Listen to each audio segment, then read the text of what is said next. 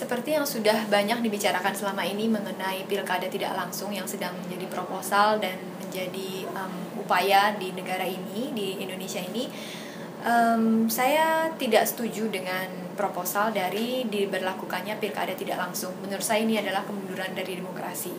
Karena pilkada langsung itu adalah suatu hal yang unik di Indonesia, di mana di negara-negara maju yang sudah memiliki demokrasi yang cukup matang sekalipun, pilkada langsung itu banyak tidak diberlakukan. Mereka masih melakukan pilkada yang tidak langsung.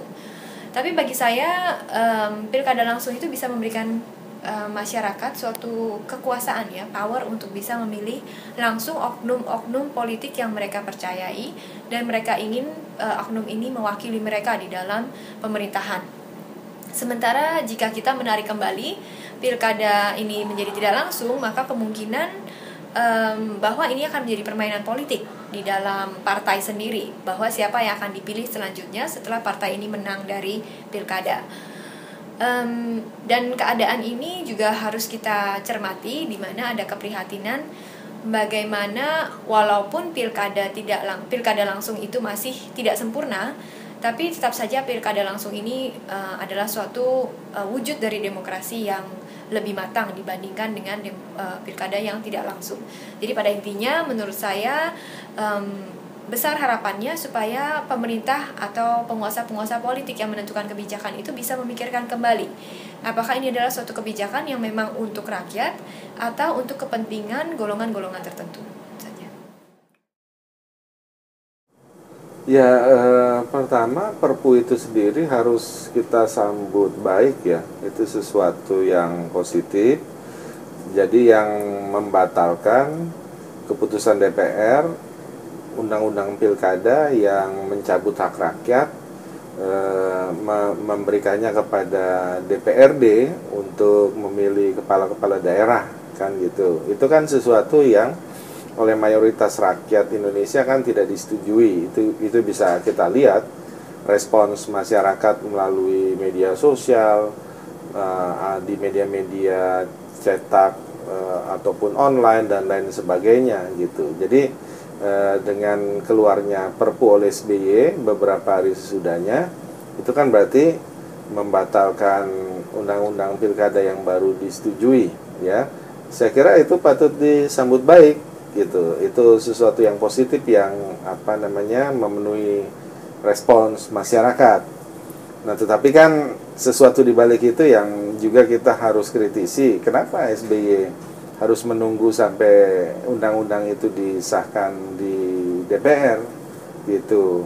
Kan dia sendiri kan artinya dia adalah pemerintah yang bisa membatalkan waktu itu diproses di DPR dalam sidang-sidang gitu. Kenapa harus nunggu dulu sampai itu digolkan gitu? Kalau dia memang nggak setuju, tarik aja. Suruh Menteri Dalam Negeri, kan pembantunya di kabinet. Ya itu, kenapa dia harus nunggu sampai itu dibahas di DPR dan akhirnya gol gitu. Dan yang bikin gol ini juga karena fraksi Partai Demokrat walk out gitu. Kan kalau nggak walk out kan bisa saja undang-undang pilkada oleh DPRD ini tidak jadi gitu. Tapi ya udahlah, bagaimanapun yang jelas dia sudah mengeluarkan Perpu, itu kita responi secara positif gitu. Konsekuensinya adalah kita membuka peluang bagi munculnya kekuasaan partai politik yang mendekati absolut. Karena nanti kalau misalnya kepala daerah itu dipilih oleh DPRD dan calonnya harus dari partai politik, itu DPP akan mempunyai kekuatan yang sangat besar untuk menentukan calonnya. Nah, di situ juga membuka kemungkinan atau peluang politik uang, karena partai politik biasanya tidak secara gratis memberikan tiket kepada calon kepala daerah. Nah, ini yang ditakutkan oleh banyak orang, bahwa sistem pilkada melalui DPRD itu justru menciptakan peluang yang sangat besar bagi korupsi di daerah. Korupsi yang dilakukan oleh siapa? Oleh partai politik, oleh pemimpin partai politik, oleh mereka yang dekat dengan pemimpin partai politik, oleh mereka yang ada di Dewan Pimpinan Pusat Partai Politik. Nah, ini yang kita takutkan.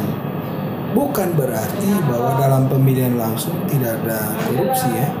Korupsi bisa terjadi, tapi kamu tidak mungkin membayar suap kepada jutaan pemilih. Kamu bisa menyuap 100.000 orang, tapi 2 juta orang, bagaimana kamu bisa menyuap? Uangnya banyak dan juga almost impossible, ya kan? To bribe millions of people. Tapi kalau menyuap 30-40 orang sangat gampang.